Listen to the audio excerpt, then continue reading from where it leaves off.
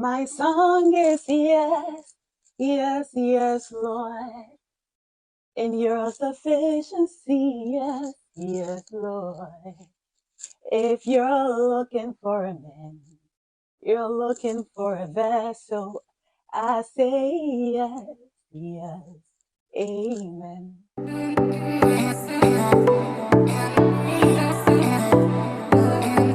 Welcome back to Just a Verse. My name is Bridget, and I pick just a verse from the Bible, elaborate on it, and support it with instances, stories, and experiences. So, like always, let's jump right into it. The verse we're going to be working on is Hebrews chapter 12, verse 15. And it says, "See to it that no one falls short of the grace of God, and that no bitter root grows up to cause trouble and defile many." So before we talk more about that verse, we're going to give a brief summary of a whole chapter. That chapter talked about Christians enduring persecution like how Jesus did, right? Because even though Jesus went through hardship, it was for a good purpose. And that chapter also talked about when we fall short of the grace of God, we should accept the discipline, right? We shouldn't think that it's unfair when God disciplines us whenever we fall short. Because in that chapter, it talked about how a father would always make sure that the child is doing the right thing. So that a father who really loves a child discipline the child. And that's exactly how God is to us. Like when we fall short of the grace of God, he does discipline us. The few verses before the 15, right? It talked about how we should live peace with everyone, and without holiness, we cannot see God. So on the verse 15, that was when it talked about see to it that no one falls short of the grace of God, and that no bitter root grows up to defile many.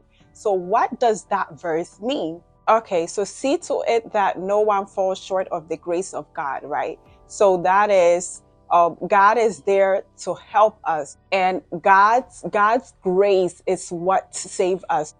And see to it that no bitter root grows up, that part, right? We can see that it means that we should make certain that something is not the cause to our problems, since that leads to destruction of people's life.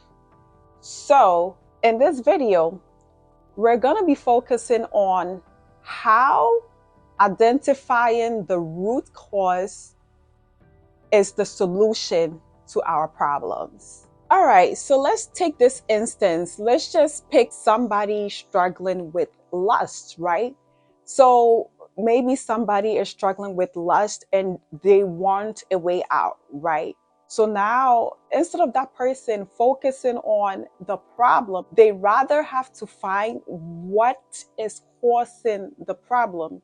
So instead of the person praying that, oh God, let this lust problem go away, the person has to sit there and ask, like, what is the root cause of that problem? Like, what is causing it? So the person would think, and then the person would say, maybe it's something that he's watching. Okay, so he knows that, okay, that is what's causing the lust problem. Or maybe, it's somebody that he's talking to. So once the person identifies the root cause, what the person has to do now is to get rid of the root cause. So that is maybe staying away from the things that the person is watching, or if it's somebody that they're talking to, not talking to the person anymore. So whenever he sees this person, he's running like, okay, like not today, not today, not even tomorrow, like goodbye for good, right? So like the person will now have to stay away from that person, and then bringing it to God, that God, help me to stop watching what I'm watching, or help me to stop talking to that person. So that would be the main focus. So the focus wouldn't be the problem. The focus would be the root cause. So you see that when this person keep praying to God to help them for the root cause to disappear, you realize that the last problem is no longer there. So you see, that is one instance of how identifying a root cause could be a solution to your problem. Another one could be malice. Somebody could be really malicious. They plan evil things against people. They always have bad thoughts about people. And now they no longer want to be a malicious person. So now instead of the person, praying that God, please take that spirit away from me. I don't want to be malicious. So God, take that away from me, right? A person has to sit there and think, like, what is the root cause? Like, why do I always plan evil things about people? Why do I always wish bad for people? So let's just say the person, really sit there, think, and realize that it's jealousy. Because they're so jealous, it's like, that's what's causing them to be malicious. So in that case, their prayer wouldn't be like, God, help me, take that spirit away from me. But the focus here would be, God, take the jealousy out of me. Like, God, help me, give me love, take the jealousy out of me. That would be the prayer. So you see that the person works towards your jealousy, the problem is going to be solved. They've identified the root cause, and now that is the answer to their problem. Another instance is that this person really can't stop fighting, they're always fighting. But now it's like they don't want it, like, I'm tired of fighting, like, I don't want to fight anymore. So instead of them focusing on the problem, like, I just don't want to fight, I just don't want to fight, like, God help me, I just don't want to fight, they really have to sit there and reassess themselves, right? Like, why do I fight so much? Like, what is the root cause? So just say they would realize that they don't have, self-love, or let's just say the person is not happy with themselves, right? So now, once they find the root cause, like, now they have to work towards that, right? Instead of focusing on the problem, and now try, like, how could I be happy? Find ways to be happy, find ways to, have self-love, going to God, being content in God, which makes you happy, right? So that will be your main focus. Like, God, help me to have self-love. Help me to be happy with myself. And once you work towards that root cause, you're going to realize that you're no longer fighting. Now, this person has this ongoing situation, right? Let's just say, this is like a regular example, right? Let's just say, whenever this person gets money, the money could never remain. That has been an issue for years. So they want to get out of this situation. So instead of them, praying that God help so that whenever I get money, the money stays with me, instead of them focusing more on the problem, what the person should do is to really sit there and think, like, what is the cause of this problem? Why is it that every time, whenever I have money, could never stay with me?